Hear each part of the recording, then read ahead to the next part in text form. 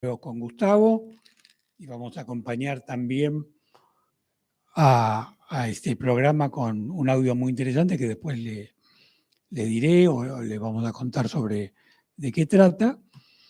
Y voy a comenzar, hasta tanto Pablito se sume acá a la mesa, con un tema que quería tirar sobre justamente esta mesa para hablarlo con él y también quizás para dejarla picando para desarrollarlo luego con Gustavo. Y es un tema que parecería remanido básicamente por la repetición del concepto, pero creo, lo vamos a ver con Pablo, que por remanido no necesariamente está lo suficientemente trabajado y observado. Y es este término que repetimos muchas veces, que es el sentido de la vida, ¿no? Es decir, muchas veces tendemos a decir cuál es el sentido de la vida o la vida tiene un sentido determinado o hay que entender el sentido de la vida. Y yo estuve pensando, primero, la palabra sentido, que deriva de sensibilidad, tiene ciertas limitaciones sobre el alcance que vulgarmente le damos al concepto, ¿no? Pero por otro lado, me preguntaba, los seres humanos, ¿por qué? Parecería que es algo como necesario. ¿Por qué tenemos la necesidad de que la vida tenga un sentido? Alguien me podría decir, y es obvio, bla, bla, bla. Bueno, sí, es obvio, pero no es tan obvio. Es obvio porque a todos nos pasa, pero no es obvio que tengamos una necesidad casi biológica de encontrarle sentido. Digo casi, porque quizás no sea biológica esa necesidad, porque si fuese así, los demás seres vivos, o los animales, o los mamíferos, para ser más específicos, tendrían esa necesidad y no ocurre, ¿no? Entonces vos podés decir, bueno, son animales. No, para un poco. ¿Cuál es la diferencia entre un ser humano y el resto de los animales?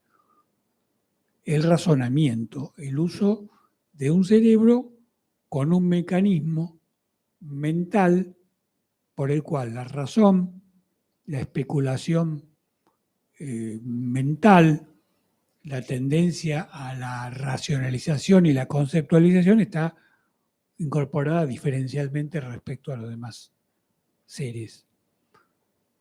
Entonces, a partir de esto digo, resulta casi paradójico que los seres humanos, las personas humanas,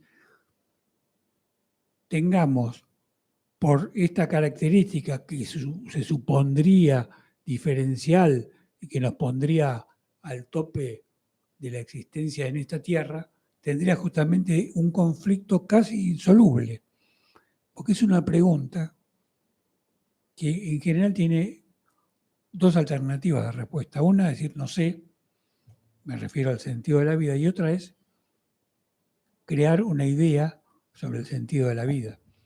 Pero en realidad nadie, con sinceridad y a ciencia cierta, puede saber cuál es el sentido de la vida, más allá de alguna especulación o alguna intuición que tengamos.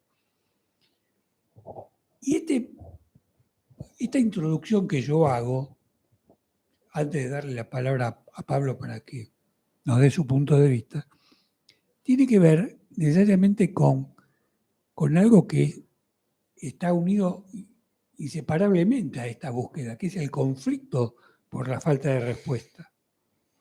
Es decir, si nosotros nos preguntáramos como un mero investigador filosófico o científico cuál es el sentido de la vida, y lo único que llevaría, o a lo único que llevaría esto es a hacer un tratado, un ensayo, no habría ningún problema. El problema creo que es que genera conflicto existencial la falta de respuesta.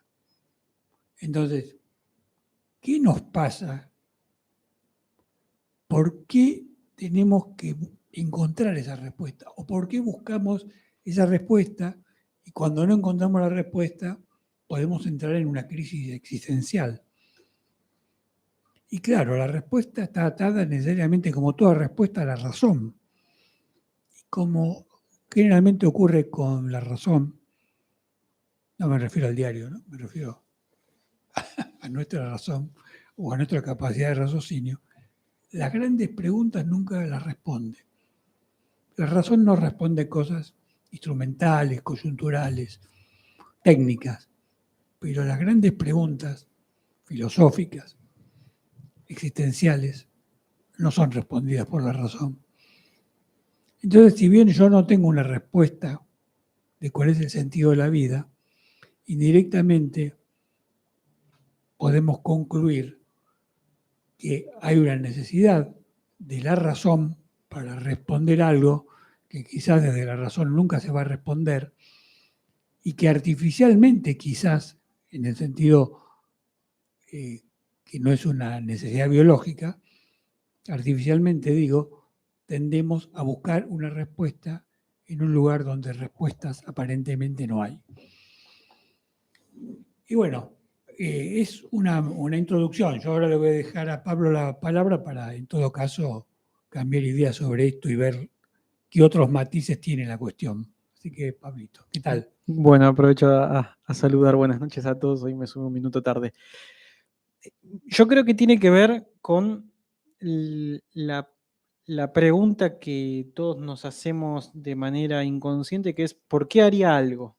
¿Por qué me levantaría a la mañana? ¿Por qué iría a trabajar? ¿Por qué me esforzaría por determinada cosa? ¿Por qué estudiaría esto? ¿Por qué iría a comprar? ¿Por qué comería?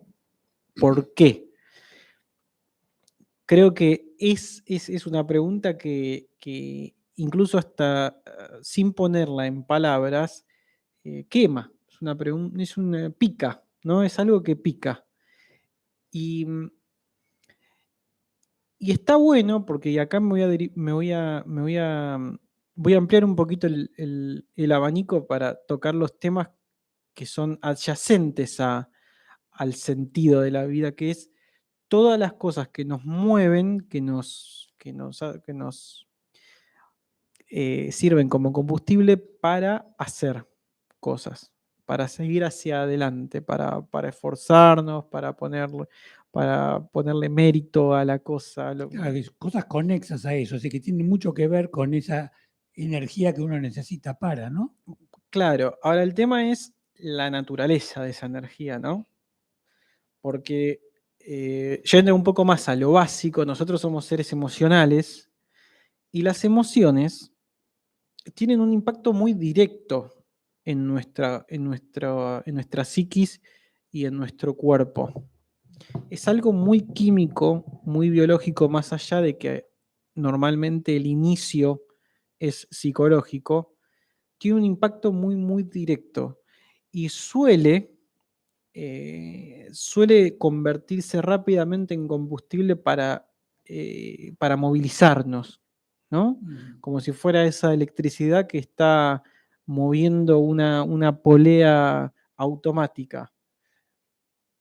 Y eso suele ser la razón principal por la cual nosotros a lo largo de nuestra vida hacemos cosas. Por ejemplo, la ansiedad. La ansiedad, de hecho, hay un término muy conocido que se llama ansiedad productiva, que es básicamente una manera de etiquetar un problema. Claro. Es una manera de darle un uso elegante a un problema, ¿no? Así es. Yo me río porque la primera vez que escuché esta frase, ansiedad productiva, me causó mucha gracia porque digo, la ironía, ¿no? De convertimos en positivo algo que es conflictivo por naturaleza. Claro.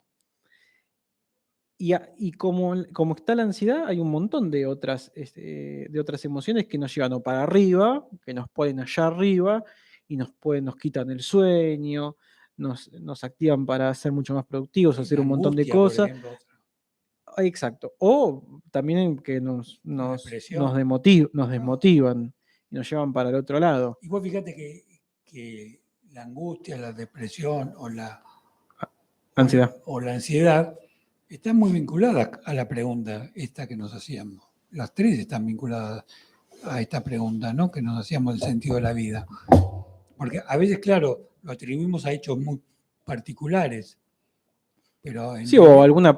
o como si fuera una pregunta cósmica y en realidad es mucho más terrenal. Exacto, exacto. No sé si eso era a lo que te referías. No, te digo que es muy... Es decir, yo, por ejemplo, tengo un conflicto con una pareja y digo, bueno, entré en depresión porque me peleé con la pareja, pero en realidad la causa final quizás no es esa. La causa final es que la pérdida de la pareja me genera un vacío existencial que me hace preguntar sobre el sentido de la vida.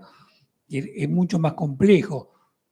Vos fíjate, hoy yo estaba seleccionando el tema musical, ahora te doy de nuevo la palabra, Sí, y lo asocié un poco a esto, porque el tema musical, después presten atención, de Julieta Venegas, que dice eh, algo así como que la vida es el presente solamente, se refiere a la intensidad de la vida en una relación de pareja, ¿no?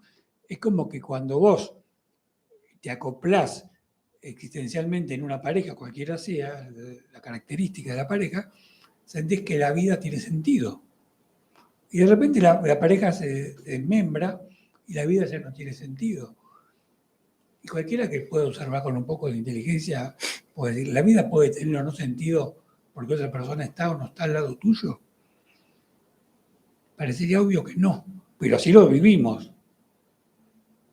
Entonces, un poco para cerrar mi reflexión, la palabra del sentido de la vida está muy vinculada a hechos que nosotros atribuimos quizás falsamente como los que desencadenan nuestras crisis. Pero subyacente está la pregunta esta por la cual realmente se desencadena la crisis. No sé si que me expliqué adecuadamente. sí, vos decís que el conflicto desencadena la necesidad de la pregunta.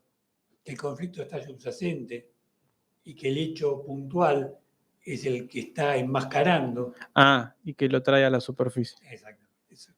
Sí, sí, sí, puede ser. Bueno, porque en realidad, fuera de los límites de la lógica, el sentido de la vida no tiene sentido. Ese es el problema. Y no hay nada en la naturaleza, por lo menos con lo que uno puede observar, que haga alusión alguna al sentido. Claro, porque quizás lo más factible, y si no fuese así, ya hubiese explotado todo, la vida tiene, digamos, un sentido que no es el que nosotros le atribuimos desde nuestra razón. Tampoco tenemos la palabra, pero la vida es, y si no hubiese algo, no sería. Que por el hecho de que es, tiene algún significado, un mecanismo que hace que perdure. No tenemos la palabra porque tenemos que salir de la razón, pero obviamente que sí es por algo. Pero claro, tendemos a darle una explicación desde la razón y ahí nos perdemos. Sí, y obviamente cuando nosotros decimos es por algo, lo estamos llevando al conjunto de reglas que nosotros podemos manejar, en Porque no el podemos tiempo, salir, en sucesión de no hechos, podemos salir de esa sí, jaula. exacto. Por más que querramos. Es decir, que creo que va un poco de la mano con lo que vos decías al principio de todo, de que la mente no responde cosas que no son instrumentales. Y es esto, de que todo lo que no se puede simbolizar, la mente no lo trata, Claro. no lo trata.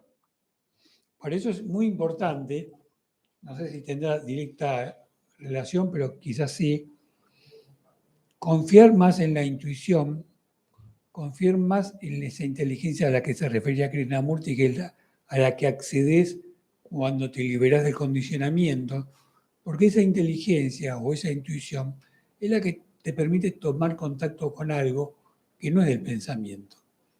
Y aunque no lo puedas conceptualizar, ese algo te modifica, despierta tu sensibilidad y te cambia. Y ya no puedes explicarlo, porque la explicación es meramente racional, pero de hecho ocurre.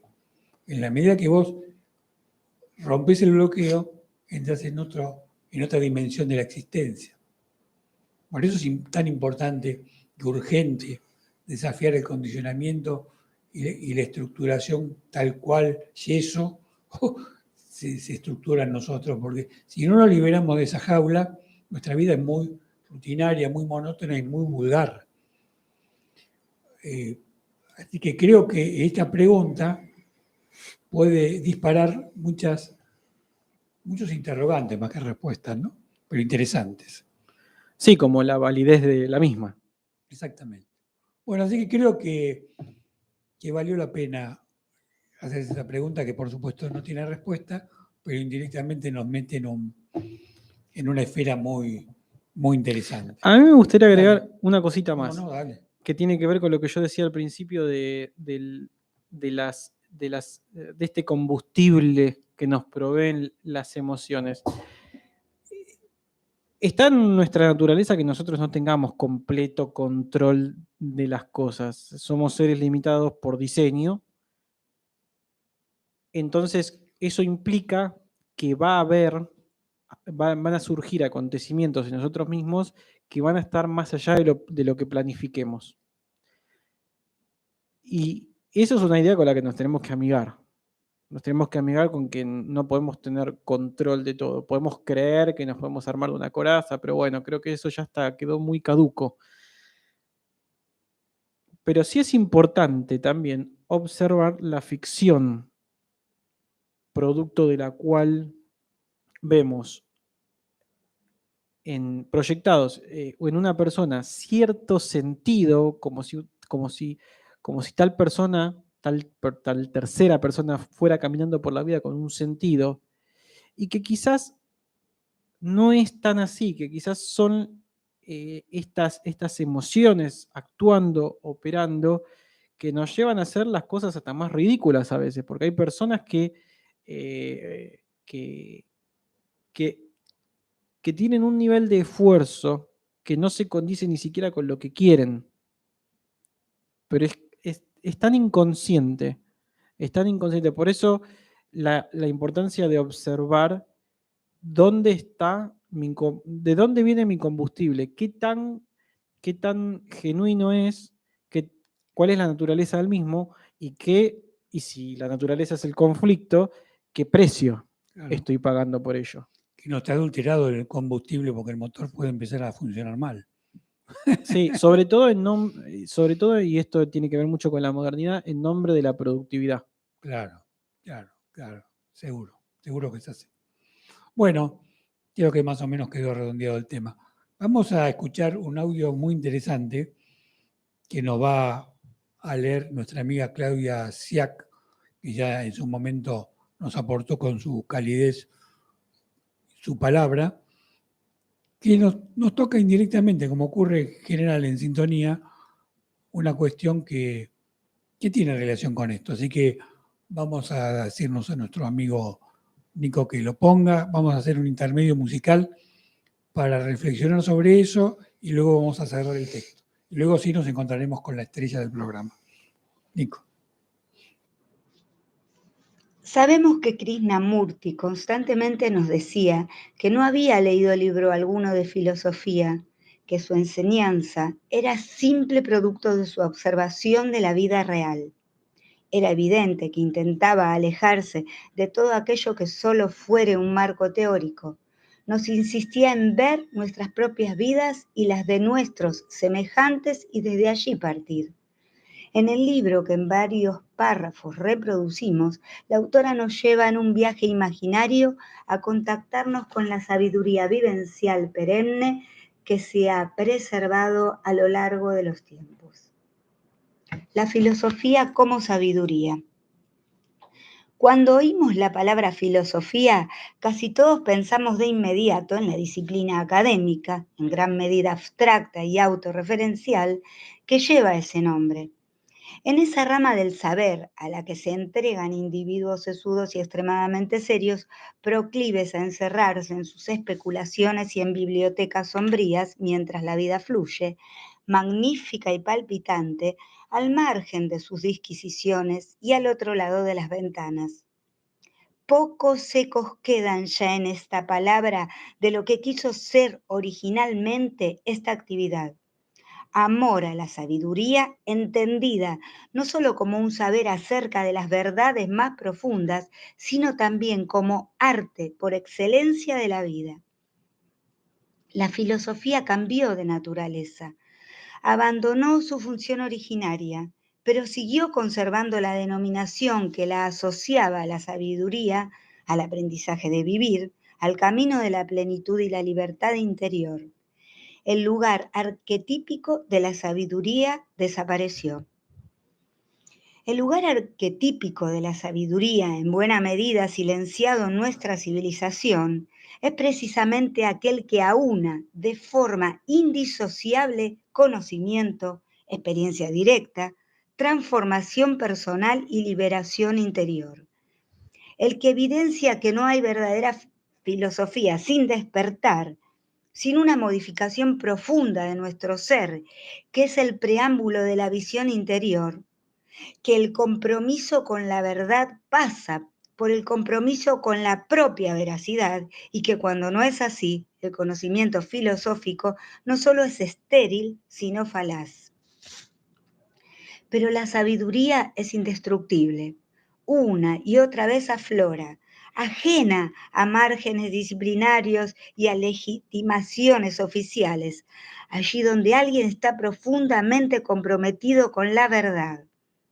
Esta sabiduría imperecedera que aflora por doquier ha mantenido y mantiene viva la antorcha de las intuiciones y experiencias atemporales sobre la condición humana, así como de las instrucciones que nos permiten adentrarnos en el camino de la lucidez serena. La filosofía tradicional oculta es el único que puede proporcionar a todo ser humano la plena autonomía de su espíritu, la certeza de que a todos los hombres les está concedido ser sabios. Heráclito. La convicción máximamente liberadora de que dentro de cada uno de nosotros, siempre que estemos profundamente interesados en la verdad, podemos hallar la guía y el refugio de que todo hombre puede llegar a ser una luz para sí mismo. Que cada uno de vosotros sea su propia isla, cada uno su propio refugio. Buda. Todo hombre puede encenderse a sí mismo una luz en la noche.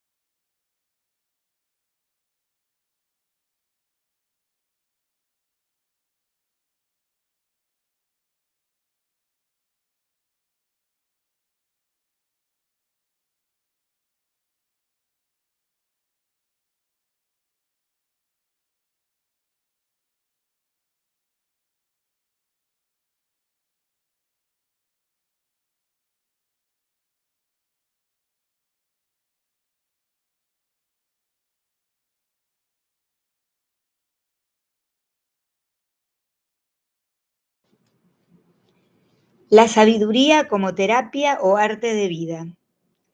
Parecen quedar lejos de nosotros aquellos tiempos en que la filosofía tenía un profundo impacto en la vida de quienes la cultivaban, cuando era una práctica que conllevaba toda una ejercitación cotidiana y un estilo de vida. La palabra filosofía ha llegado a ser sinónimo de especulación divorciada de nuestra realidad concreta, de pura teoría, de reflexión estéril, y casi hemos olvidado que durante mucho tiempo fue considerada el camino por excelencia hacia la plenitud y una fuente inagotable de inspiración en el complejo camino del vivir. Pero el rumbo discutible que con frecuencia ha seguido la filosofía en nuestra cultura no puede hacernos olvidar que ésta nació en torno al 600, 400 a.C. en la antigua Grecia y paralelamente en otros lugares como India o China, no solo como un saber acerca de los fundamentos de la realidad, sino también como un arte de vida, como un camino para vivir en armonía y para lograr el pleno autodesarrollo. La filosofía no era únicamente una actividad teórica que podía tener ciertas aplicaciones prácticas. Más aún, en ella, esta división entre teoría y práctica, entre conocimiento y transformación propia, carecía de sentido. Los filósofos de la antigüedad sabían que una mente clara y lúcida era en sí misma fuente de liberación interior y de transformaciones profundas. Y sabían, a su vez, que esta mente lúcida se alimentaba del compromiso cotidiano con el propio perfeccionamiento, es decir, de la integridad del filósofo. Esta convicción de que la sabiduría y vida son indisociables hacía de la filosofía el saber terapéutico por excelencia. El término terapia alude aquí a su función liberadora y sanadora. Era remedio para las dolencias del alma.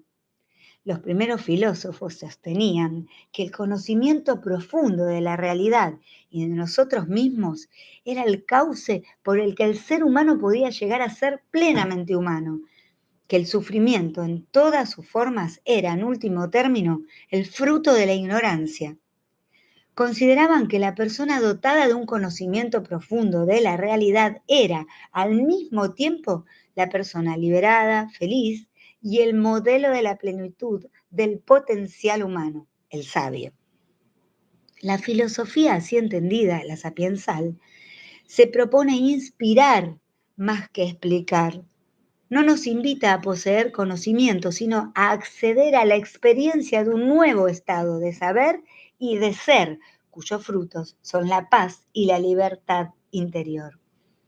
El modelo de esta filosofía no es un sistema teórico ni un libro, sino la persona capaz de encarnarla, el sabio, el maestro de vida. Se trata de una sabiduría que no es fruto del ingenio ni de las disquisiciones de nadie en particular, que no es propiedad de ningún pensador. De hecho, allí donde ha estado presente, nadie se ha sentido su propietario. Mónica Cavalier, La sabiduría recobrada, MR Ediciones 2006. Bueno, muchas gracias, Nico. Bueno, estamos esperando la conexión de Gustavo, que en cualquier momento lo hará, posiblemente haya algún problema técnico por el cual no se puede conectar. Así que vamos a aprovechar para hacer alguna reflexión sobre este texto, que también, como dije al comienzo, directamente tiene que ver con lo que estuvimos hablando. ¿Por qué digo indirectamente? O indirectamente, porque los filósofos se ocupan de entelequia muchas veces. No van a la raíz de la vida concreta de cada uno de los seres humanos. Y en ese alejamiento que cada día se fue profundizando más a lo largo del tiempo, a lo largo de la historia, olvidan las cuestiones cotidianas de las personas. Y no hacían eso los filósofos antiguos, que se dedicaban a la vida concreta de aquellos a los que les hablaban, y seguramente eso producía un acercamiento al filósofo, que lo veían como el maestro, como el profesor, como el sabio, cosa que hoy en día no existe. Es decir, el filósofo tiende a estar como en una especie de torre de cristal desde la cual pretende vanamente explicarle a la gente de qué se trata la vida, cuando en general tampoco sus vidas son ejemplos de sabiduría, ¿no? Más allá de las palabras. Así que estamos ahora con Gustavo en la línea. ¿Qué tal? ¿Cómo estás, Horacio? Estamos acá angustiados porque la dependencia que tenemos. Espera, déjame saludar a Pablito. No, ¿Cómo espera, andás, espera, ahora lo vas a saludar. Bueno. Primero déjame terminar este concepto angular. Esta dependencia que tenemos de ti hace que nos angustiemos, ¿viste? Entonces, tratar de manejarla con un poquito más de respeto a nuestra inestabilidad emocional. Bueno, ahora te doy con Pablito. Salúdalo. Casi que tenemos que cerrar el programa e irnos antes. Sí, estaba por incendiarse el lugar, sí. ¿Cómo estás, Gus? Bien, ¿vos, Pablo? Muy bien, muy bien. Bueno, acá gratamente sorprendido por la musculosa que usa el jefe. Qué grande, ¿no? Hoy fue tema de conversación. Sí, realmente me había contado una anécdota que en una lucha se la había ganado a Rubén Peuchele, pero no, nunca creí, pero ahora veo que... La gente joven como Pablito no debe saber quién es Rubén Peuchele. Pero me imagino. Claro. Si querés te canto la canción. Bueno, sentido de la vida. A ver, uno debería preguntarse primero por qué hace este tipo de preguntas, ¿no? Porque capaz que con este tipo de preguntas nosotros podríamos llegar a estar evadiendo la problemática real que nos acongoja, que nos envuelve, ¿no? Entonces uno empieza, y ahí lo tiro como hipótesis, uno ahí le empieza a dar rosca a todo el movimiento del pensamiento. Y cuando uno observa el movimiento del pensamiento, ve, que creo que lo esbozaron ustedes en la media hora, ¿no? Ve la finitud de la razón. Y eso quizás nos produce una angustia profunda, porque si bien la razón es fundamental para el ordenamiento de la vida fenoménica, es totalmente una herramienta incapaz de profundizar lo que es la vida, porque en definitiva me parece que no sé si hay como una definición de vida. Lo tiro como hipótesis porque no... Creo que el asunto pasa un poco, quizás pueda parecer que me estoy yendo por las ramas, con lo que voy a decir ahora. ¿Vas a hablar del chino, de cuando vas a comprar la yerba? No, para eso es necesario el razonamiento, ¿no? Claro. Es decir, sí. Bueno, pero digo, cuando los discípulos le piden a Jesús que les enseñe a orar, vos sabés que para mí, en cierta manera, Jesús es una figura mítica, pero no obstante eso, lo que está escrito, alguien lo escribió. Claro. Y cuando dice... Además, perdón, el hecho de que sea mítica no quiere decir que no es importante. Porque claro, los mitos tienen su importancia. Por supuesto. Y ya lo creo que tienen importancia, ¿no? Seguro.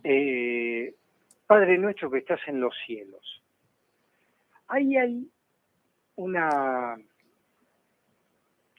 profundidad, ¿no? Que es como el reconocimiento de algo.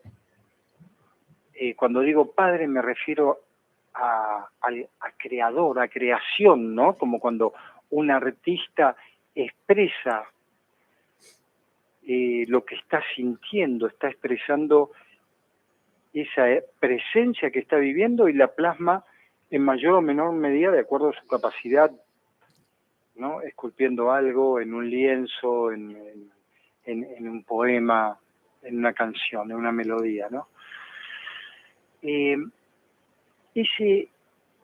sentido de lo trascendente, que no es el sentido de lo limitado del pensamiento, ¿no? Porque el pensamiento, en líneas generales, nos remite, cuando no es un pensamiento, digamos, dentro de lo que puede ser física, matemática, biología, química, de un pensamiento que va buscando en el conocimiento anterior la estructura para quizás responder a un nuevo reto.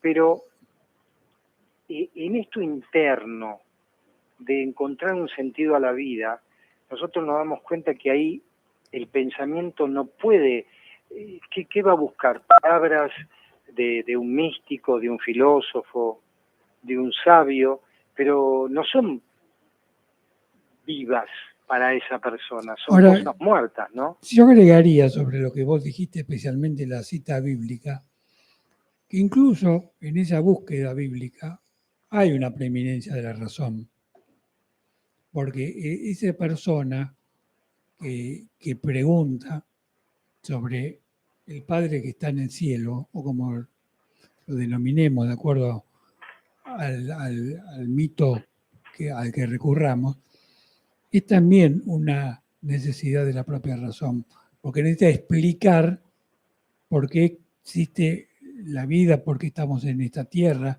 y para qué estamos en esta tierra. Entonces construye el mito. Si no hubiese esa necesidad, el mito ni siquiera existiría. Entonces, para mí es un punto de vista particular que no tienen por qué compartirse, por supuesto. La inmensa mayoría de la mitología es producto de nuestra necesidad racional, digamos. Claro, para aquel que, lo hago tentativamente, Sí. Digamos, como yo no tengo respuesta, me acerco a un determinado mito. Exacto. ¿Sí? O lo creo. Claro, sí, cuando lo creo ya entro en otra esfera. Me conviene creerlo para quizás ni pensarlo. Ahora, la persona primigenia que gozó esta percepción, vivió eso quizás no desde la razón, sino desde una sensación mucho más profunda. Es decir, hay una comprensión, por ejemplo, de algo superior, algo a lo cual no puedo acceder, entonces lo coloco allá en el cielo, pero no lo coloco en el cielo como una lejanía, lo coloco en el cielo como si se quiere, un arquetipo de perfección al cual no puedo acceder hoy, pero sí lo siento existente. Entonces ahí quizás me aleje un poco del movimiento del pensamiento. Por eso es correcto lo que decís. Si yo me acerco porque no he cuestionado el pensamiento, directamente, ¿cómo voy a entrar, digamos, en ese manantial que puede resultar el silencio? Ese agua viva que puede ser el silencio. Pablito quiere hacer una reflexión sobre lo que vos decís. A mí me parece que la razón por la cual eso se produce es porque nuestra falta de libertad nos obliga a que le demos importancia a eso que es distinto a nuestra imperfección. Bueno, pero si me baso en lo que estás diciendo, yo tendría que, más que catapultarme a eso, tendría que ver cuál es el motivo de la falta de mi libertad. ¿Qué pasa que estoy sintiendo que no tengo libertad? Pero son movimientos distintos. Lo que vos estás diciendo tiene más que ver con, bueno, juego con lo que tengo, me paro desde donde estoy y cuestiono lo que me está ocurriendo a mí, mientras que el otro es un escape. No, por eso te digo, más que salir para el lado del escape, voy para el lado del encuentro de esto que me está limitando. Ahora, ahí nos alejamos de esa persona primigenia que, digamos, construye el mito pero porque lo siente, no porque lo necesita. ¿Ves? Ahí hay una divisora de aguas muy importante. Un tema es que yo necesite y otro tema es que eso sea como creado, como emanado. Sí, es un poco conjetural, ¿no? Sí, es decir, creo que, yendo un poco más a lo específico, expresa algo que experimentó y lo expresa con una terminología limitada, porque es de naturaleza limitada, con incluso hasta de buena fe, con la intención de compartir algo de valor. Seguro que de buena fe. No hay una especulación en eso, pero el hecho de que sea de buena fe no necesariamente implica, y eso es un poco el cuestionamiento que hago y estamos acá debatiéndolo con Gustavo, no necesariamente implica que vos estás tomando contacto con lo otro, que creo que es lo que vos querés esbozar, en el momento que construís el mito. Desde mi punto de vista, quizá porque yo soy más racional, es una construcción de nuestra mente. Y para mí, siempre el mito se construye a partir de una necesidad. ¿Por qué? Porque, y acá voy a tocar mi propia experiencia. Cuando yo sentí, y lo digo con humildad, pero lo sentí auténticamente, el contacto con el otro, no necesité conceptualizarlo, no necesité atribuirlo a algo particular. Lo sentí y para mí fue suficiente, porque me modificó de tal manera que esa modificación per se fue lo trascendente. Pero bueno, es una experiencia personal. No, siempre que a una experiencia como la que vos decís le pongamos palabras, ya la estamos en cierta manera definiendo y al definirla delimitamos. Claro. Es más lo que va a quedar afuera que lo que quedó adentro en la definición. Totalmente. Lo que sucede que ante una experiencia de ese tipo, muchas veces al querer explicarla, porque también hay una estructura que creo que lo dijo, no sé si lo dijiste vos en la primera parte o en la lectura que efectuó nuestra Claudia. señora amiga, claro. Esa necesidad de el maestro y sus discípulos, creo que lo dijiste vos, cuando la filosofía era, digamos, Sí, algo... un comentario, dice, sí. Claro, no era para explicar, sino que era para vivir desde ese lugar. Claro. ¿No? Entonces, necesariamente, yo creo que hay en las personas que rozan o tocan este absoluto, este misterio, este silencio, se produce como un magnetismo que atrae a la gente por su forma de vida, porque es una forma de vida diferente, ni mejor ni peor, diferente.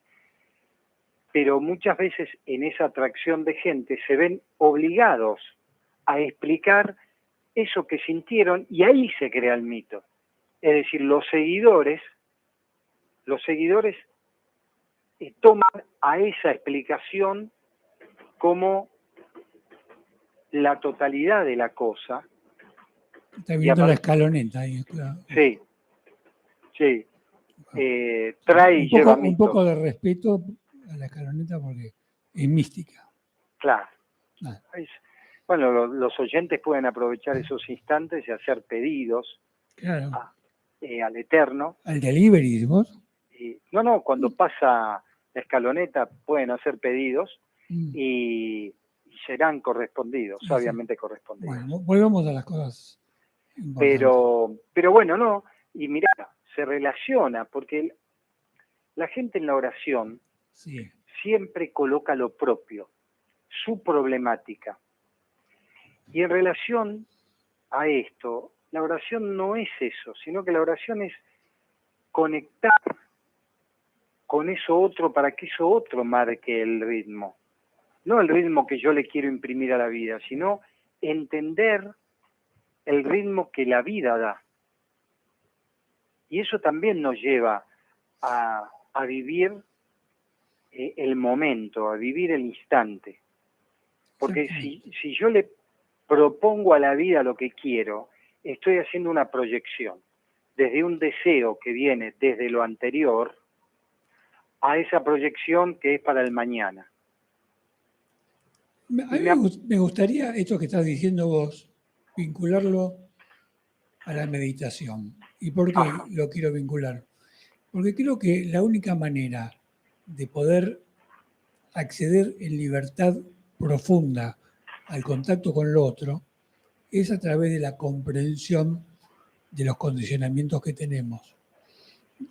Comprensión en el sentido más radical del concepto, es decir, ir a la entraña de aquello que está obstruyendo psicológicamente mi capacidad de percibir. Si yo no puedo verlo, es muy difícil que pueda tener una experiencia no conceptual, porque la experiencia no conceptual solo es contacto con tu sensibilidad más fina. Y para que eso se exprese, hay que sacar toda esa mugre, como dije muchas veces, sobre el vidrio sobre el que miro o desde el cual miro, ¿no? Por eso me parece que la meditación, en el sentido más amplio del término, es amiga de esa forma de acercarnos. Claro, cuando decimos meditación, vos sabés que hay un amplio abanico de métodos, sistemas, formas. Bueno, olvídate el método. Claro, ahora, vos dijiste condicionamiento. Sí. Yo creo que el condicionamiento básico es no comprender el movimiento del pensamiento. Como dijimos antes, el pensamiento factual de cómo llegar al trabajo, ese es intocable, ese es intachable. El pensamiento de un físico haciendo cálculos para que una astronave llegue a Marte es incontrastable. Ahora, y por eso es importante entender el movimiento del pensamiento. Cuando observo que lo que estoy pensando surge siempre de la intención de favorecer al yo y a lo mío, estoy colocando el pensamiento en un lugar que no le corresponde. Entonces, ¿qué sucede? Eso refuerza o intenta reforzar mi autoimagen, que si obtengo éxitos en el razonamiento, la ensancho, y si no tengo éxito, generalmente me autodestruyo. Pero siempre le estoy dando potencia a esa imagen. Claro. Bueno, entonces, nuestro principal condicionamiento es el pensar. Yo invitaría a la gente que cuando diga, no, yo tengo un condicionamiento que no me permite hablar en público, no se quede en eso, sino que vea el por qué no puedo hablar en público, que vaya directamente al hueso y va a ir encontrando en este laberinto lugares que quizás le lleve tiempo pasar porque son muy fuertes, pero va a ir encontrando puertas que le permitan encontrar respuestas. Pero la respuesta no es salir de por qué no puedo hablar en público. La respuesta final es colocar el pensamiento donde corresponde y donde no corresponde, no colocarlo. Entonces ahí surge el verdadero silencio y esa es la verdadera meditación. Es muy interesante porque ahí descubrís con esta con este modo de enfocar la cosa, ¿qué fuerza tiene el razonamiento y la conceptualización para obstruir nuestra libertad? No es solamente el hecho de que nosotros construyamos ideas, sino que esas ideas tienen una fuerza intrínseca tan vigorosa que neutraliza la vida en el sentido más profundo de la cosa. Y eso que vos dijiste es un ejemplo concreto. Es decir, yo tengo miedo de hablar en público, tengo pánico escénico, como se dice vulgarmente.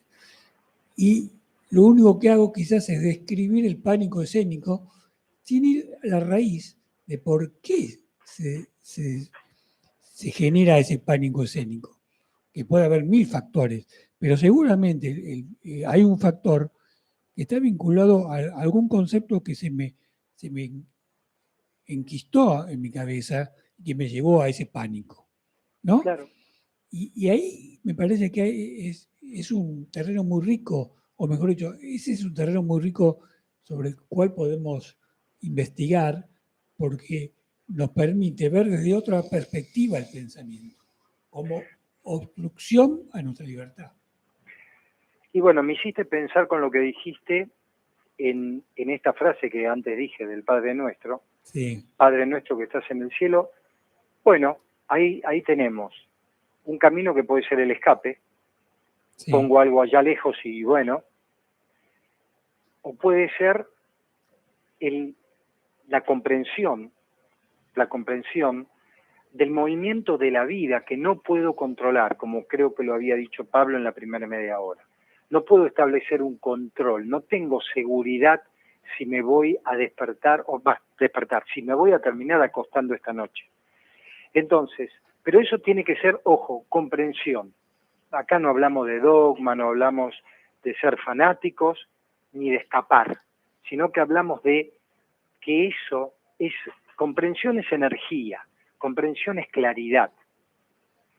Que eso se haga claro. Entonces, ¿qué sucede? La figura propia, cuando sabe que no tiene control sobre esta marea que es la vida. Claro, porque... Sí. No, solamente una cosita quería agregar. No sabemos exactamente cuál es el sentido de la vida y quizás nunca lo sepamos porque la pregunta está mal hecha, pero sí sabemos que hay muchas cosas que tienen que ver con la vida.